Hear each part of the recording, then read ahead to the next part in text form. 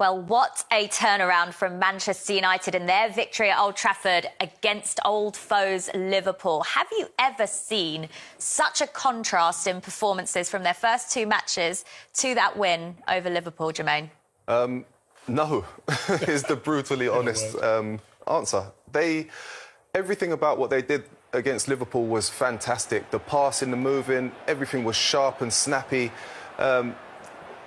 Brilliant footwork there from Jadon Sancho. But, you know, in terms of the high-intensity sprints, the total distance covered, you know, we're talking about major improvements over from that Brentford game to the Liverpool game. And that's exactly what you want to see as a bog-standard basic from Manchester United team. How much credit does Ten Hag deserve as well, Darren, for the brave team selection that he went for?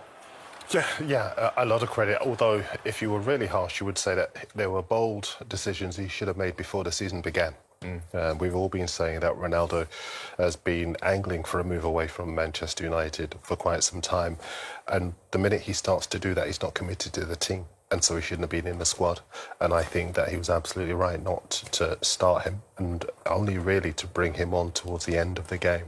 But I think as far as the Harry Maguire situation is concerned, he's finally addressing it. But again, he could have done that before the season began. And maybe then they wouldn't be going into the Liverpool game hunting their first win. I think, as Jermaine was saying, effectively what they did in the last game, they turned up for work. And what they've got to do now is actually try to continue in that vein. I don't think yet they deserve credit or pats on the back because they're Manchester United. That's the bare minimum, as you've been saying, that is required of them when you pull on that shirt. Well, Ten Hag will have another decision to make for this match. Casemiro is officially at the club. We saw him being unveiled to the Manchester United fans in that Liverpool game before the match. So does he come straight into the team tomorrow? I would put him straight in. Absolutely, I'd put him straight in. It's not like he's not fit. He knows the game extremely well. He's been playing for Real Madrid this season. So he's got a smile on his face, doesn't he? Not when he's on the pitch, though. If you sign the contract he's just signed, you'll have a smile on your face too. You know? But you look, he's a winner. That's what he is, and he brings that steel, he brings that experience and that knowledge of being in the right place at the right time, cleaning up and giving the ball to those key players who know how to play the game really well. I'd be interested to see, Jules, if they play him the way he's used to at Real Madrid, because at Real Madrid he plays as the fulcrum, if you like, the base, and he has Kroos and Modric in front of him. Will Man United play the same way? Do you expect him to play the same way there? I would say with Christian Eriksen and Fernandes kind of helping him out every now and then, having a little rotation between the three of them. So no Fred? Possibly not Fred. Possibly not Fred. They play with each other at the national team for Brazil, so they know each other really well. But you have to say, is Fred currently in the manager's plans? I'm not entirely sure. I think he should be, because I don't think he's actually that bad. But, you know, I would put him in straight from the beginning. I would put him in straight from the beginning.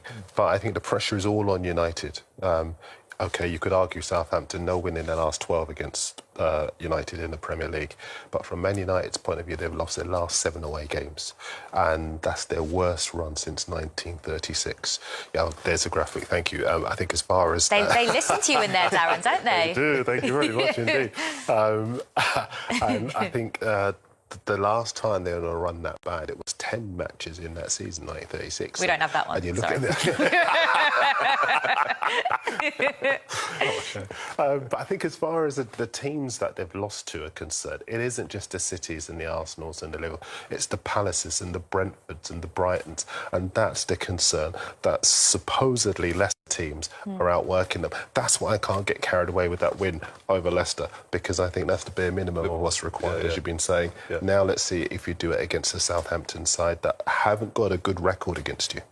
A player we saw come on in that Liverpool game was Anthony Martial, but now he's picked up an injury. He can't get a break, can he? No, I know, and that's extremely frustrating, because I thought when he did come on, he played really well. Obviously, he got the assist for Marcus Rashford, but his all-round game, he likes to play in that number 9 role, and he's a natural in that sort of position. So he picks up positions and areas of the pitch where you know, Marcus Rashford or Fernandes or Elanga or somebody, Jadon Sancho, wouldn't necessarily naturally find themselves in. So he's going to be a big loss for him. Do you know, Jules, I think the best thing that could have happened for Rashford was that goal.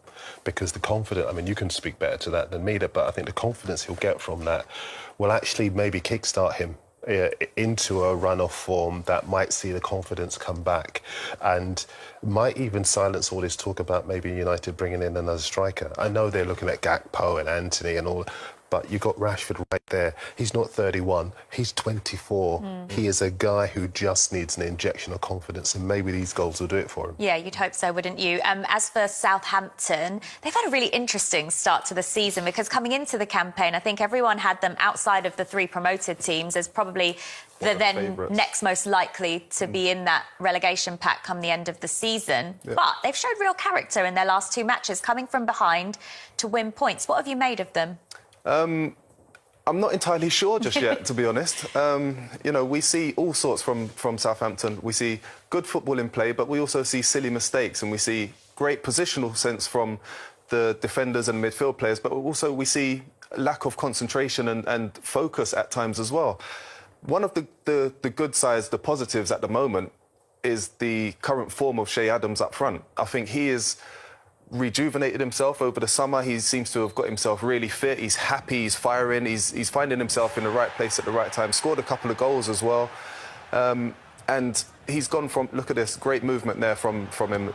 You know, lovely finish. Possibly the defender could have done a bit better on the line. But for somebody that was on the verge of being linked with a move away, you know, he's actually...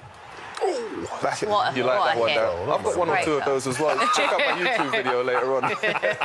Well, how important is it that Southampton keep hold of him, Darren, because he's been key in these last couple of games? Yeah, the word on the street was that Everton wanted to sign him, but obviously they've managed to keep him away from them. It isn't just in the league games he scored twice as well. He scored in the Carabao Cup as well twice. So that's 4 goals in his last 2 games. So he'll be raring to go against a fairly uncertain Manchester United defence. There is no Harry Maguire, we expect, so it'll be Martinez again alongside Varane. They looked as though they really enjoyed defending in that game, but Southampton will give them a real test. I don't think Liverpool were, by their huge standards, where they wanted to be, but Southampton will bombard balls into the box. They'll be physical, they'll get tight, they'll make it hard. Down the channels, etc. as well, yeah. They'll make it a difficult